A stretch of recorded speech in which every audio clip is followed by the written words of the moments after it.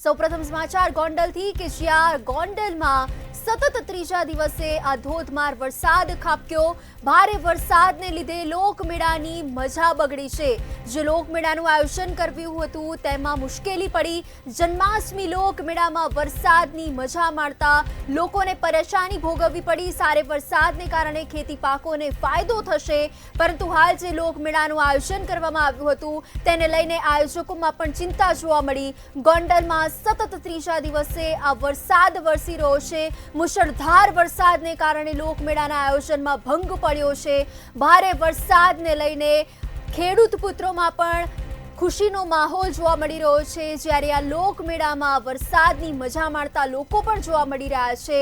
આ જન્માષ્ટમીને લઈને આ લોકમેળાનું આયોજન કરવામાં આવ્યું હતું અને આ વરસાદને લઈને, આ સારા વરસાદને લઈને ખેડૂત પુત્રોમાં પણ આનંદ જોવા મળી રહ્યો છે। ભારે વરસાદને કારણે વાતાવરણમાં પણ ઠંડક પ્રસરી હોય તેવા જોવા મળી રહ્યું છે, એવી અનુભૂતિ થઈ રહી છે। ગોંડલમાં સતત ત્રીજા દિવસે અનરાધાર વરસાદ વરસ્યો છે।